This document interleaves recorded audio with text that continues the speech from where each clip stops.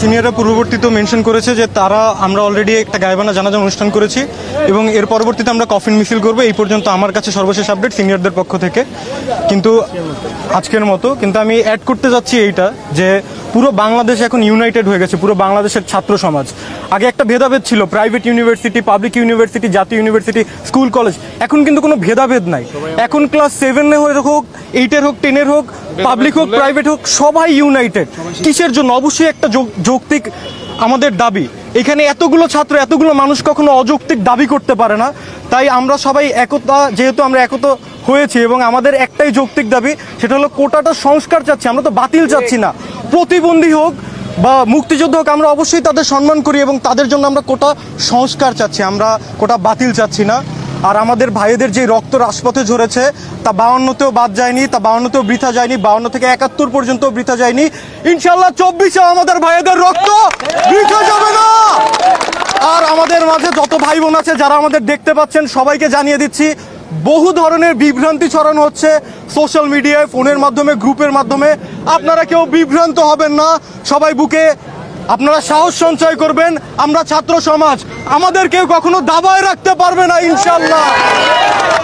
বুকের মধ্যে গুলি করে মেরেছে। মানে আমরা এতদিন পর্যন্ত এরকম জানতাম যে যাই ঘটে যাক, পুলিশ তো ছাত্রদের দিকে গুলি দেবে না, গুলি তাক করবে না, ছাত্রদেরকে মেরে ফেলবে না, এই বিশ্বাস আমাদের ছিল। কিন্তু গতকালকে আমরা যেটা দেখলাম সেটা খুব প্রচন্ড নৃশংস এবং ধিক্কার জানাই আমরা এটার প্রতি। শুধু এখানে আসলে ধিক্কার জানাই, আটকায় থাকার কোনো কিছু নাই। পুলিশ যেভাবে আমাদের ছাত্রদের উপরে গুলি ছুঁড়েছে এবং সরকারের ক্ষমতাসীন যে দল রয়েছে তারা যেভাবে ছাত্রদের উপরে হামলা করেছে এবং বিভিন্নভাবে আমাদের শিক্ষার্থীদেরকে খুন করেছে, আমি বলবো তারা যেভাবে মেরে ফেলেছে, সেই জায়গা থেকে আমরা বলতে চাই, যেহেতু ছাত্রলীগ এবং পুলিশের মদদে এই ধরনের ঘটনা ঘটেছে, আমরা বলবো আমরা যদি মামলা করি এবং যারা মামলা করবে এটার হুকুমের আসামি হবে ছাত্রলীগের যে সভাপতি এবং যে সাধারণ সম্পাদক। আমাদের সরকারের কাছে একটা ন্যায্য দাবি ছিল। আমরা যেটা বলতে চাচ্ছি, আমাদের সরকারের কাছে একটা ন্যায্য দাবি ছিল যে কোটা সংস্কার। আমরা কোটা সম্পূর্ণভাবে বাতিলের পক্ষে না, আমরা চাই সংস্কার।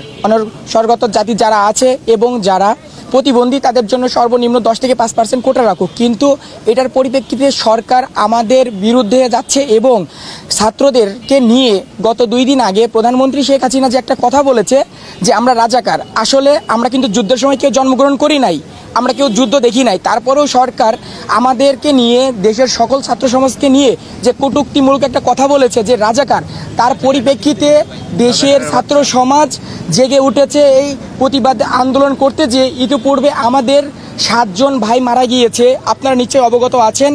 গতকাল রোকেয়া বিশ্ববিদ্যালয়ের এক বড় ভাই, তিনি আবু সাইদ নাম, গুলিবিদ্ধ হয়েছে। তার পরিপ্রেক্ষিতে আজ গোটা বাংলাদেশের প্রত্যেকটা বিশ্ববিদ্যালয়, কলেজ সমূহ, সব জায়গাগুলোতে গায়েবানা জানাজা অনুষ্ঠিত হয়েছে। এখন এটা চলমান থাকবে।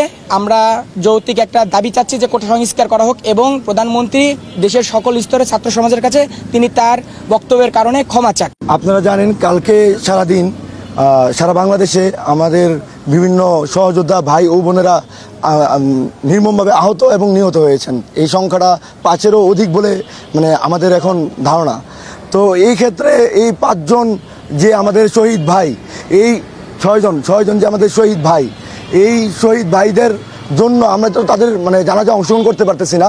এর প্রতীকী হিসেবে আমরা সারা বাংলাদেশে বিভিন্ন স্কুল, কলেজ, বিশ্ববিদ্যালয় এবং আমাদের যেই কেন্দ্রীয় কর্মসূচির যে অংশবিশেষ রাজু ভাস্কর যে এখানে আমরা হচ্ছে যে আমাদের জানাজার গায়েবানা জানাজার কর্মসূচি পালন করছি। এবং আমাদের এই যে 6 জন সহযোদ্ধা ভাই মারা গেছে সারা বাংলাদেশে, এটার আমরা তীব্র নিন্দা জানাই এবং এর সুষ্ঠু বিচার চাই, সুষ্ঠু বিচার চাই। এবং হচ্ছে আমরা এই ধরনের অপ্রীতিকর ঘটনা আর যেন না হয়, সেজন্য আমরা প্রধানমন্ত্রীর কাছে আহ্বান জানাই। আমরা সংক্ষুব্ধভাবে আহ্বান জানাই যেন এই ধরনের ঘটনা আরও পুনরাবৃত্তি না ঘটে। আমরা চাই একটা যৌক্তিক সংস্কার আমাদের এই চাওয়াটা নির্বাহী বিভাগের কাছে।